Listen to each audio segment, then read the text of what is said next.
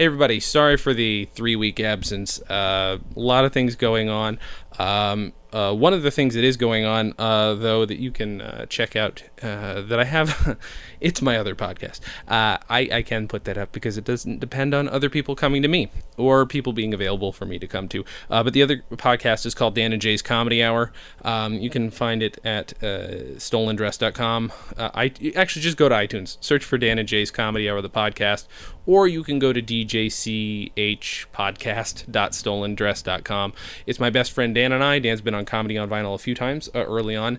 It's us catching up for an hour a week. We use one sketch from our early days as quote-unquote sketch comedians when we were 13 from old cassette tapes that luckily I still have lying around. We use that as our main talking point and very quickly divert from that and just talk about our life, our stories, and, just in general catching up. It's a lot of fun. It's our first quote-unquote fuck-around podcast where there's not really a central theme to it and where I'm allowed to just be an asshole for an hour.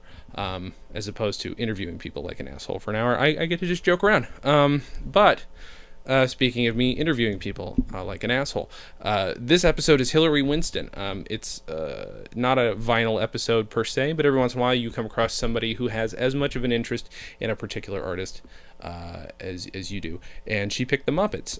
Hilary is the showrunner on the Bad Teacher TV show, which premieres tomorrow night, April 24th, 2014, and 9:30 p.m. Eastern Time on CBS. And we had a lot of fun talking about the Muppets and talking about her development as a comedy writer. She had some very interesting roots, not the kind you're used to hearing about, I don't think, at least not that I've heard about. So it's kind of fascinating to me. So thanks, you guys, for listening, and enjoy the episode.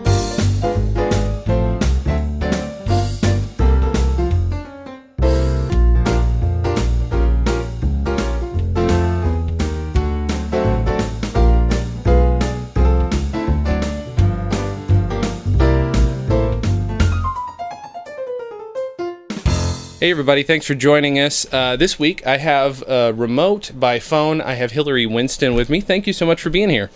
Thanks so much for having me. Of course. So, as usual, we asked we asked a guest to come up with an album, but as this always happens, sometimes you just have a thing that affected you more, and luckily you picked a thing that I can 100% relate to, because I used to want to be a puppeteer when I was a kid. You picked the Muppets. Oh, yeah. I mean, I adore the Muppets. There's something about them. I mean, I have, at FAO Schwartz, you can make your own Muppet, and I made my own Muppet of myself. I have one, too. I got one of those for Christmas. It's like my single most prized possession. I think if there was a fire, I might go for that first, if anything else. Me too. It's my wife took a video of it and she got it for me with a bunch of friends pitched in, and I do not cry at gifts, but I bawled my eyes out because it is just like it's just this real visceral thing about having a puppet that is like just like something you grew up with. It's so ingrained in us. Yeah, and there's just something about the style that Jim Henson created, of what those puppets look like. Oh, yeah. And just the characteristics are just so amazing, and they make me so happy. Let's, before, just to get it out of the way, because I don't want people to, I don't want to ignore why you're here. You are here to talk about your show, Bad Teacher. Yes. Which premieres tomorrow night. This episode will go up tonight, so it premieres tomorrow night on CBS at 9:30? Yes, April 24th, 9:30, 8:30 Central on CBS. But, I mean, you've got a long list of... did you get to... you've written for My Name is Earl, Community, Happy Endings. Were you there at Community during the Puppet episode, or no? No, I wasn't. I was there for the first 2 seasons. The first 2 seasons. Oh, okay. Let's... what was the first... what's your earliest memory of the Muppets? I remember watching The Muppet Show, and, I absolutely love the Muppet Show theme song, which I played, at my wedding, to get all the guests to sit down. That's what we played. That's awesome. And then I walked down the aisle to the Muppets Take Manhattan duet between Miss Piggy and Kermit the Frog. That was a close second. We almost did the same thing. Really, yeah. It's, You'll Make Me Happy. It was... I mean, that song, like the moment, like doesn't make me cry thinking about walking down the aisle, but Sure. like watching it in Muppets Take Manhattan makes me cry. But I think that the Muppet Show was one of the most amazing things because they could talk about the Vietnam War. You know, there was that great sketch where you have the bunnies and the hunters, Oh, yeah, and they're right. singing, hey, now what's that sound? Everybody look what's going on. I mean, amazing about the Yeah. Vietnam War, and it's puppets, It's you know, brilliant. and just such like edgy, like comedy. When you have like the pyromaniac that's always trying to blow everything up, it was like pretty edgy Yeah. and, really for adults kind of disguised as a kid's show. And I was just, so impressed with it. I think at that time, I also grew up watching reruns of MASH every night. Oh, okay, And, sure. I think the Muppets and MASH just kind of were able to do something where they talked about politics without exactly talking about it. And it was really cool and very inspirational, That's awesome. I think, to me. Do you? I have to assume it was the Muppet theme song that is the first Muppet song that sticks out, or is there something before that, like, or was it another particular piece? That, I mean, the Muppet, it's time to get things started. It's time to light the lights. I mean, just hearing that is just the most amazing, feeling, like, of just when that was coming on. And then, I also, loved, like, Fraggle Rock, of course, when I was younger, and, like, a lot of the Muppet spinoffs. Emmett Otter's Jug Band Christmas. Oh, so good. One of my favorite specials of all time. I named my cat Emmett, who, became kind of my soulmate and was, like, diabetic, and I had to give him shots every 12 hours, and his name was Emmett, and I just, loved that special so much. Were you? I hate to ask this question because it's pretty typical, but was it a comedy? Did you grow up in a funny family? Did they expose you to comedy, or did you have to find it yourself? No, I didn't really grow up in a funny family. My dad is definitely can like make me laugh and stuff, but it's they're pretty serious. I was raised in South Texas, pretty conservative. You grow up to be a doctor, a lawyer, own a business, and there's really nothing in between, and pretty serious. So I think that everybody was a little surprised at where I ended up, but the thing is that I what I'm so happy for, and some people would judge them and say they let me watch too much TV, but I watch so much TV and I love TV, and it really is a passion that's carried through, into my career. Was there ever a point where you've written something and noticed a particular Muppet influence? I mean, you write human shows, of course, but was there ever anything you've ever written that's like, oh wow, I stole that, or that's something that I learned from Jim Henson? Have you ever had a moment like that? I would never dare compare myself to the brilliance of the Muppets, but I definitely think about the Muppets and character development because if you look at like Gonzo is a great character, who really kind of started off as like a side character, and then people really loved Gonzo and he became more prominent. But he's in love with a chicken.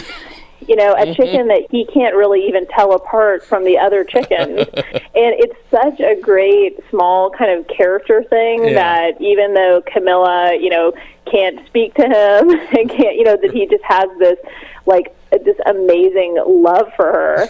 And, you look at characters of, Fozzie Bear and, like, him wanting to be a stand-up and not being very good at it, and just all these characters having these kind of being these, archetypes that you can base more, human characters on, but that are so endearing. Kermit, just, the, optimist of all time, and Miss Piggy, like, what a flawed character, but then you understood, like, why Kermit loved her, and it's just, and he was so kind of a reluctant suitor, but then you really saw how much he loved her. I mean, it's just, these are great characters, and it seems crazy because you're talking about a pig, and a frog, and and a Gonzo, whatever he is, but it's just really, they're just great, deep characters. You mentioned Kermit, obviously ever the optimist, but not just that, but he's very specifically a guy who wants to get into showbiz. And I have to admit, at least in the Muppet movie and Muppets Take Manhattan, like, I think I've at least subconsciously used that as like a driving force. I get inspired by this heartfelt frog. And I don't know how that's possible. No, I mean, I really think it's true. I mean, that's what's so amazing about the Muppets is that, and I think there's something about the design of them and what Jim Henson did that is, how they say, like, puppies and kittens and stuff, and the reason why they have big eyes and they look the way they do is so that they'll be protected, that you want to take care of them. There's something about the Muppets and the way they're designed that make you so empathetic. Yeah. It's really, I mean, I would watch a drama Muppet movie, oh, yeah. like, for sure. So, yeah, absolutely. I mean, that was one of the things that I did like. I don't know how you felt about the newer Muppet movie. I haven't seen Muppets Most Wanted, but the one before it, I thought there were some pretty good, like, kind of heavier moments in it.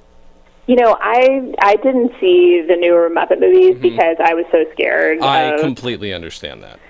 Yeah, it's hard. I mean, I collect, like, I have all these Muppets lunch boxes. I mean, old lunch. I mean, I love it so much. And even though I think Jason Segel is amazingly talented, stuff, I just was so nervous. Oh no, and I get that. And there are a couple bits where it's hard because it's. I mean, I was a kid who I was so devastated when Jim Henson died and was so sad to hear the new Kermit voice. As much again, Steve Whitmire's a genius and he's a wonderful guy and he was trained by Jim Henson practically to take over for him, but it's always been a little off-putting for me. Yeah. So it's hard. Yeah, it definitely is. And, Jim Henson was born on my birthday, September 24th, and so when I was growing up, I always felt this special connection to him because I always had, like, those birthday calendars, and it would say who was born on your birthday, and I always felt, like, this special connection to him, and then I remember when he died. I mean, it was so sad, and as a kid, to care about, like, the creator of something like that, right. It was kind of interesting because you can understand, like, a kid, like a celebrity or something, registering, but, realizing what a genius he was, even at, like, a young age. Yeah, it was a weird time because I think around the same time Dr. Seuss also passed away, so it was this very weird death of these creators of innocence. Yeah, and these creators are just something, I mean, talk about something from just nothing. Right. Like just not based on anything. I mean, I don't even, I know I hate more than anything when my, like, parents' friends are like, how do you come up with that stuff? But I kind of still feel like that if I ran into, like, Jim Henson in heaven, I think I would be the person that was like, how do you come up with that stuff? It's actually, I was listening to an interview with Brian Henson recently, and it was interesting to listen to him talk about how Jim Henson started out doing kid stuff just because he had to. He didn't necessarily want to, and that's why he kind of broke out and tried to be as subversive as possible, even if he's still using these sweet characters. It's interesting that sort of that desire to get out of a certain genre and not be pigeonholed made him so incredibly creative. I'm curious if you've ever run into anything like that. I mean, you work in the world of sitcoms, which can be dreadful, but yeah. Yeah, it's hard. I mean, and I think that, Community was one of those shows that where I think that with circumstances at NBC and stuff, with Dan at the helm, we were able to kind of hijack a network time slot. Right. And, that felt really good. We knew sometimes we were doing stuff that the network didn't understand, didn't get, wasn't on board with, and that was really exciting. Yeah. I'm curious what it's like to work on a show like that, or on any show that's so heavily influential. You probably don't realize it at the time, but you must feel a little naughty, like in a great way.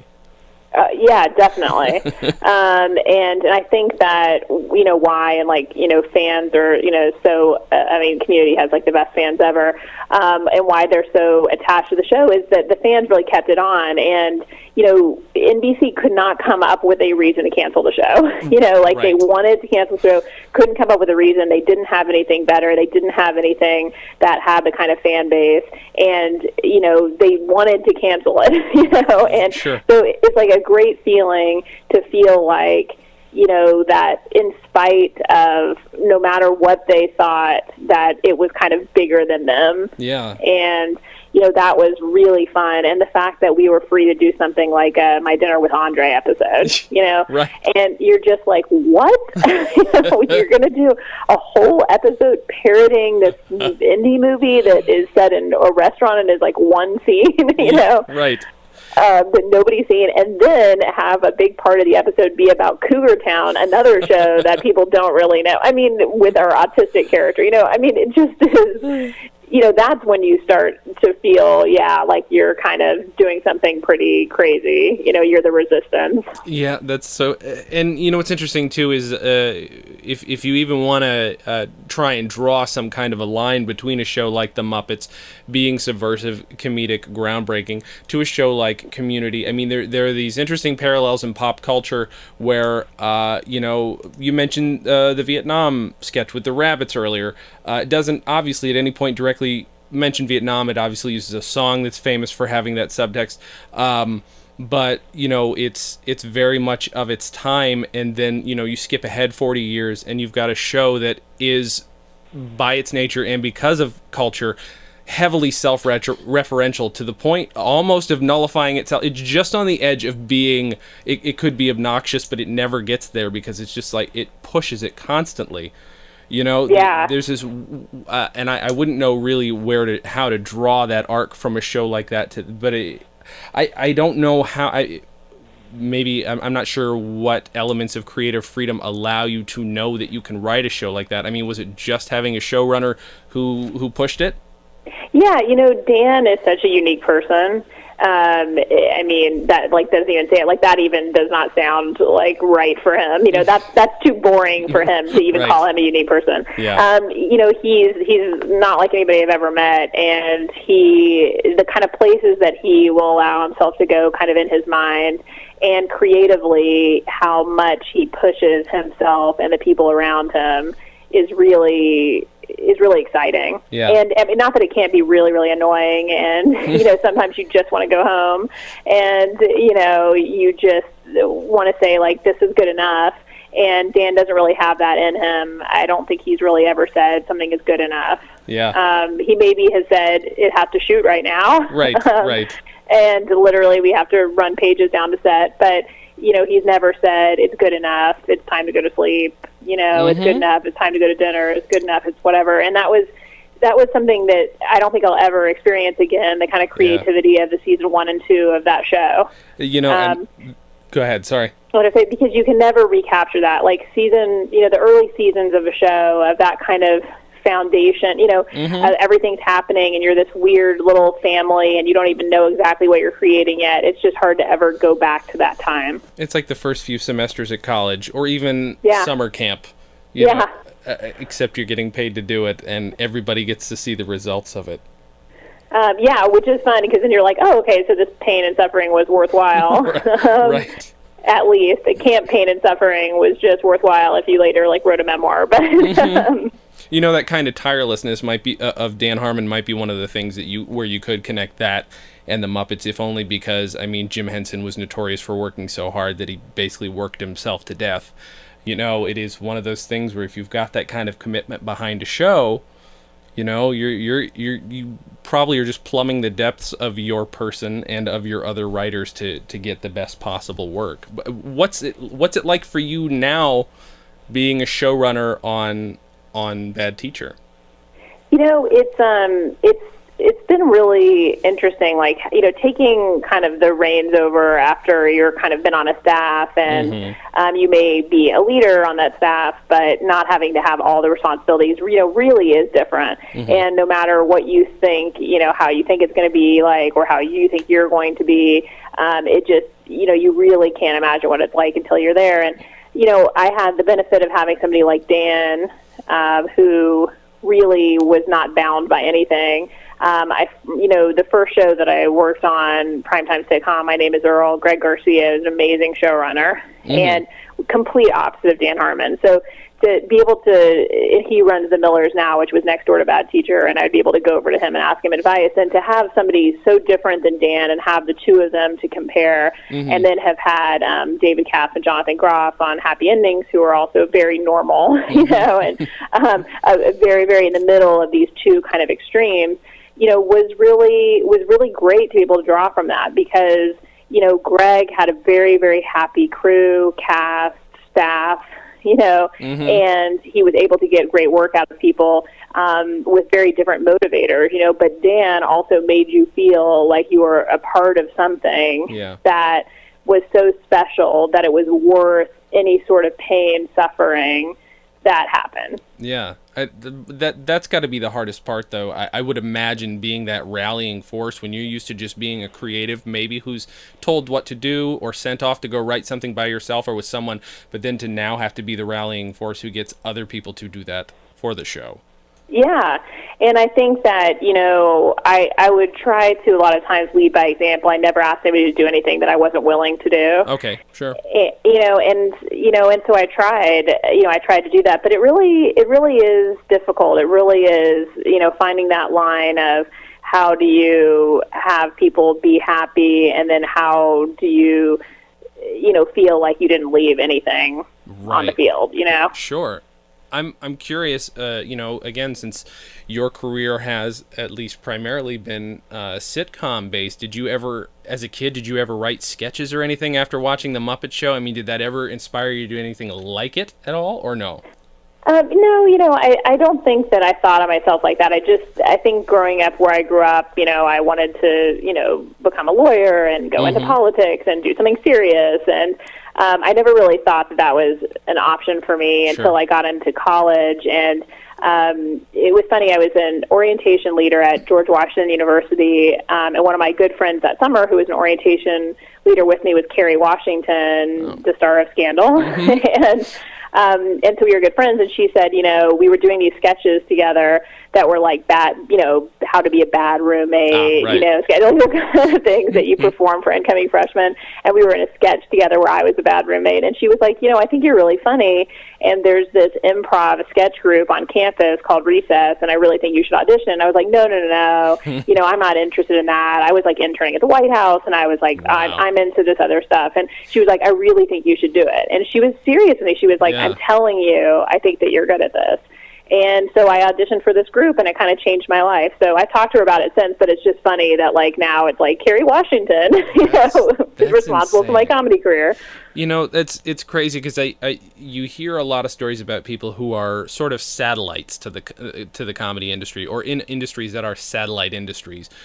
People who are, brilliant writers, brilliant comedians who weren't considering it. But I don't think I've ever heard the story. I was interning at the White House, and then, it just kind of blows my mind that you just wouldn't think of it. But you obviously were pulling from something you didn't know was there. But I have to wonder if was it a release for you at that point? Was it one of those things where you did have, you're young, you're in your early 20s, you're in college, were you pulling from stress, or was it just the thing you were just doing? You were just doing because you had to be funny?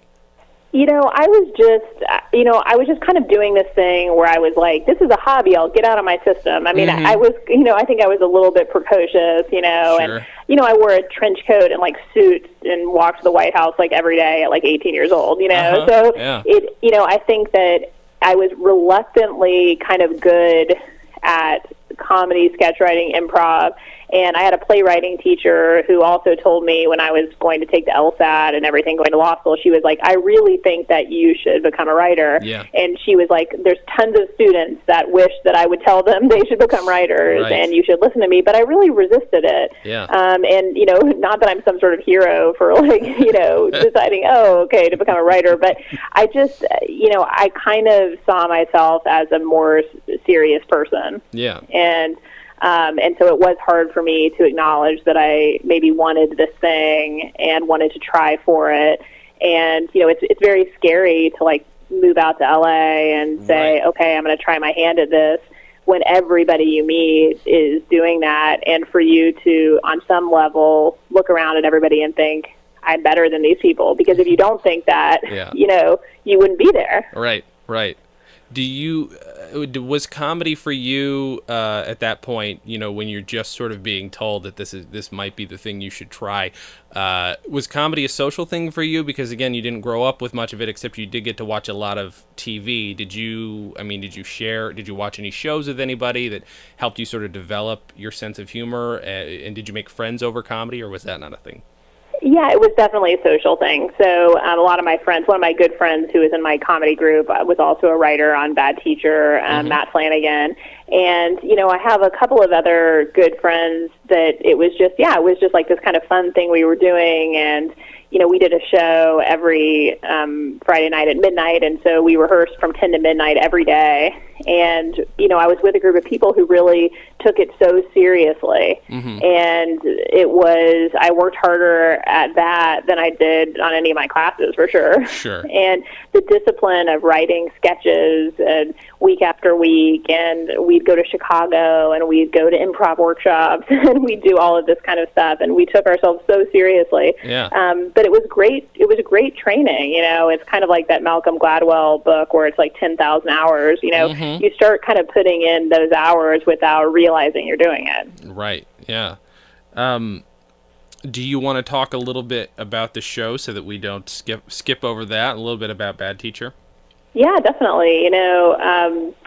Bad Teacher, it was interesting going from working on shows like Community and Happy Endings, which were kind of critical darlings, right.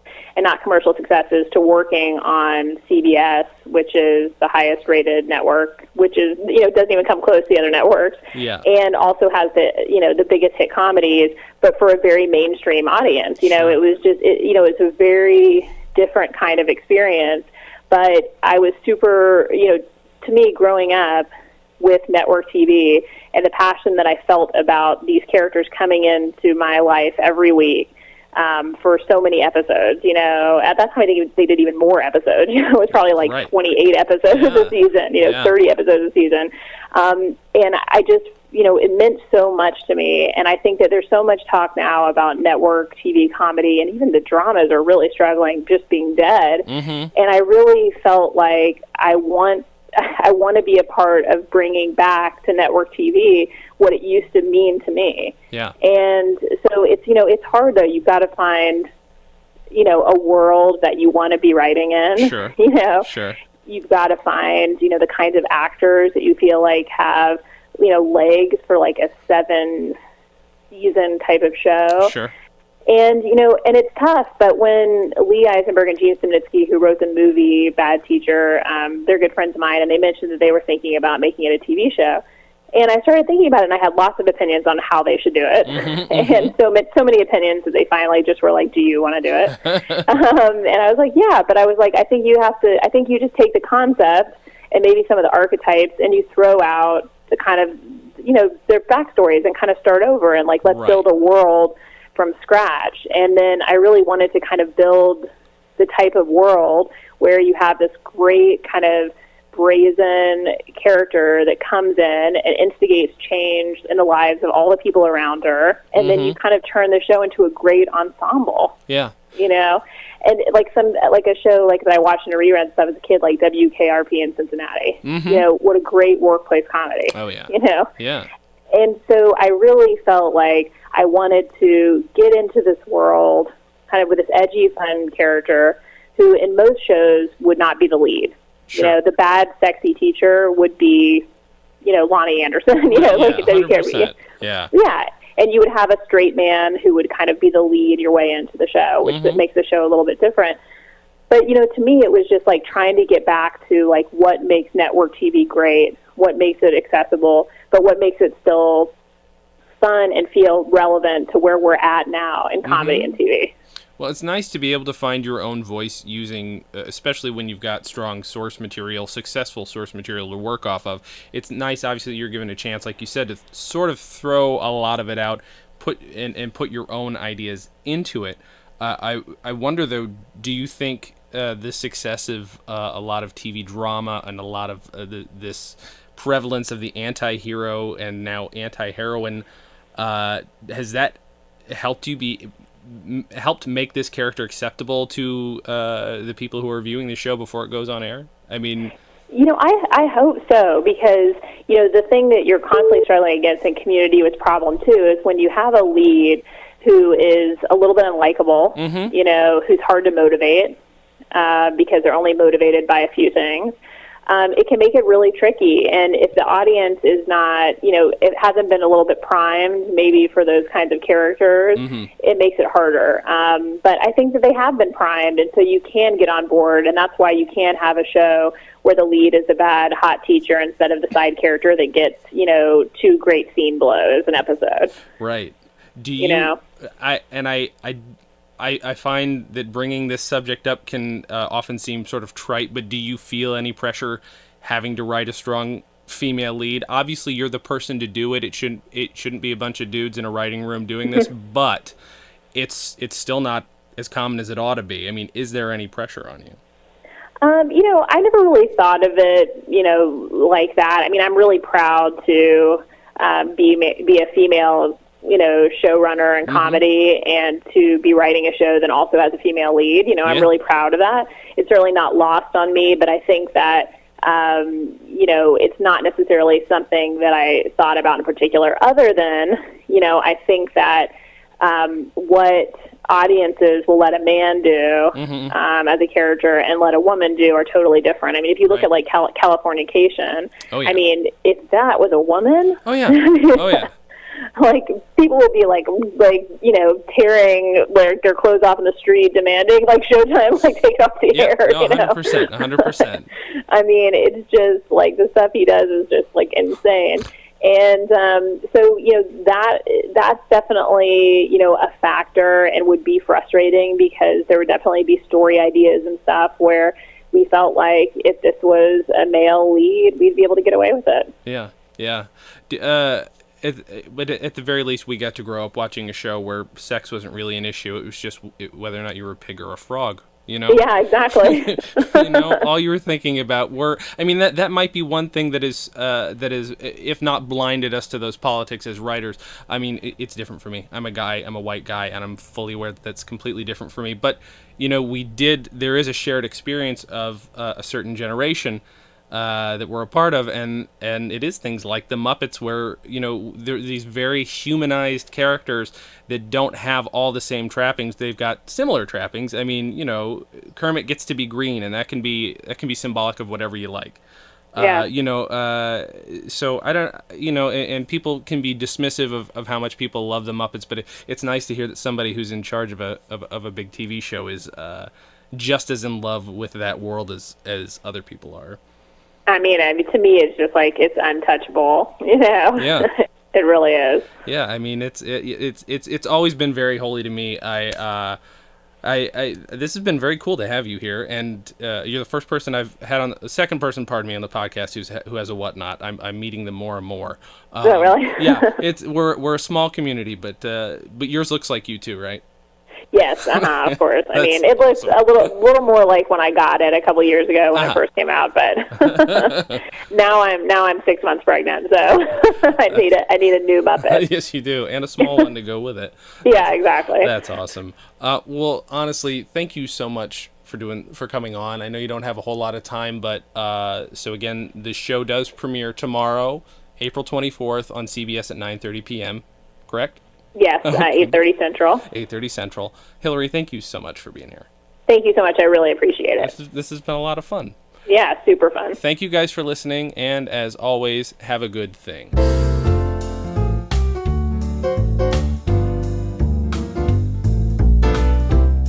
Comedy on Vinyl is a production of Stolen Dress Entertainment. It is produced by Mike Warden and is hosted and edited by Jason Klamm. Our theme song was composed and performed by Richard Levinson. Please visit stolendress.com to listen to our other podcasts, read our blogs, read our tweets, watch our videos, and read our books.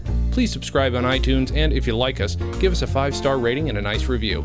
You can find us on facebook.com/comedyonvinyl, Twitter @comedyonvinyl, and find everything else at comedyonvinyl.com.